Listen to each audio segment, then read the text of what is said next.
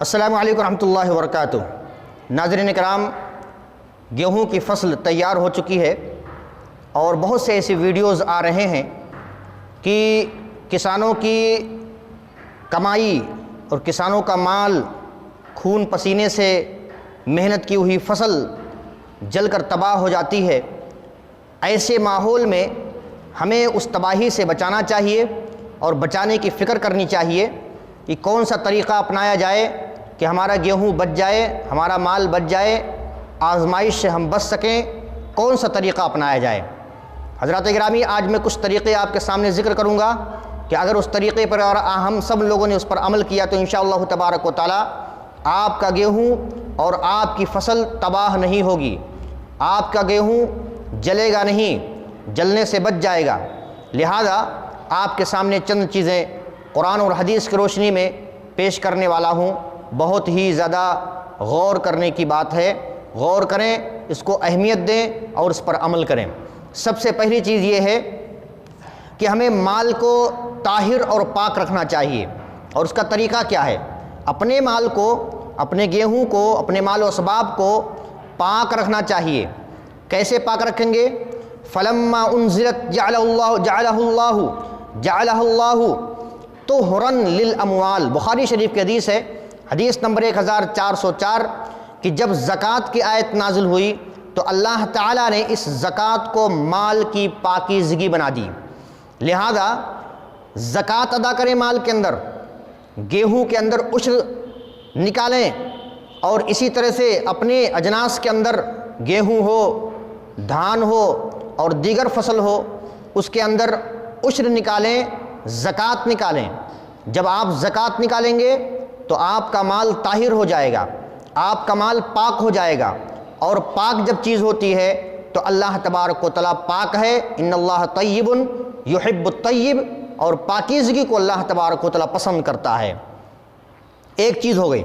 دوسری چیز یہ ہے، مال کی جو برائی ہے، مال کا جو شر ہے، اس شر کو، اس برائی کو ختم کریں پہلے، تب جا کر ہمارا مال تلف ہونے سے بچ جائے گا، ہمارا مال جو ہے جلنے سے بچے گا، اور ہمارا مال نقصان ہونے سے بچ جائے گا۔ ایک حدیث آتی ہے، من ادى زکاة مالہ فقد ذهب عنہ شرہ، صحیح الترغیب حدیث نمبر 743، حسن حدیث ہے۔ علامہ البانی رحمۃ اللہ نے اس حدیث کو حسن کہا ہے، امام منذری رحمۃ اللہ نے صحیح اور حسن کہا ہے، اور علامہ حیثمی رحمۃ اللہ نے اس حدیث کو اسنادہ حسن کہا ہے۔ ترجمہ اس طرح ہے، جس نے اپنے مال میں زکوٰۃ ادا کیا، فقد ذهب عنہ شرہ، تو اس کا شر، اس کی برائی ختم ہو جاتی ہے۔ لہذا ہمیں اجناس کے اندر گیہوں ہو، چاول ہو، یا جو بھی چیزیں ہو، یا اسی طرح سونا اور چاندی ہو، ہر مال کے اندر، ہر چیز کے اندر ہمیں اس کا شر، اس کی برائی ختم کرنا ہے، اور اس کی برائی تب ختم ہوگی جب ہم اس کے اندر زکوٰۃ ادا کریں گے۔ اسی طرح سے صدقہ جو ہوتی ہے، صدقہ جو ہوتا ہے وہ آزمائش کو ختم کر دیتی ہے۔ ایک حدیث میں آپ کے سامنے پیش کرنے والا ہوں، حدیث ہے بخاری شریف کی 1435 نمبر کی حدیث ہے۔ حضرت حذیفہ رضی اللہ عنہ سے نبی کریم صلی اللہ علیہ وسلم کی ایک حدیث، حضرت عمر رضی اللہ عنہ نے پوچھا کہ نبی صلی اللہ علیہ وسلم نے آزمائشوں کے بارے میں کیا فرمایا تھا، انسان کی آزمائش؟ تو فرمایا، اس کے بعد حضرت حذیفہ رضی اللہ عنہ نے نبی کریم صلی اللہ علیہ وسلم کے قول کو ذکر کیا کہ انسان کی آزمائش اس کے خاندان میں ہوتی ہے، اولاد میں ہوتی ہے، اور پڑوسیوں میں ہوتی ہے۔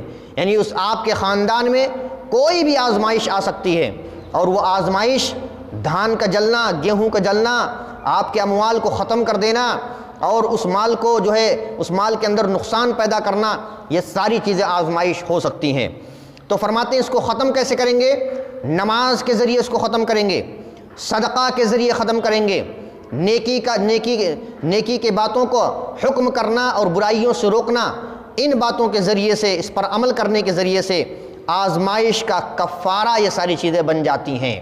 اور اسی کے اندر نماز کے ساتھ ساتھ امر بالمعروف والنہی عن المنکر کے ساتھ ساتھ صدقہ بھی ہے۔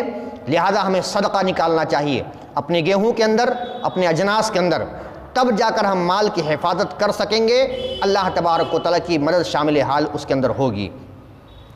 اب آئیے اس کے بعد زکوٰۃ کیسے نکالیں گے گیہوں کے اندر، چاول کے اندر؟ تو زکوٰۃ 5 وسق کے اندر زکوٰۃ ہے۔ ایک وسق جو ہوتا ہے ایک وسق جو ہوتا ہے وہ 60 صاع کا ہوتا ہے، اور ایک صاع 2.5 کلو کا ہوتا ہے۔ تو کل ملا کر 5 وسق بنا 750 کلو۔ جب آپ کا غلہ، آپ کا گیہوں، آپ کا دھان یا دیگر اجناس، جب آپ کا مال کتنا ہو جائے، یعنی پیداوار جو کھیتی میں ہوئی پیداوار جو کھیتی میں ہوتی ہے وہ 5 وسق ہو جائے، یعنی 750 کلو، 7.5 کنٹل، تب اس کے اندر عشر ہوتا ہے، اور ہمیں عشر نکالنا چاہیے۔ کیسے نکالیں گے اور کتنا نکالیں گے؟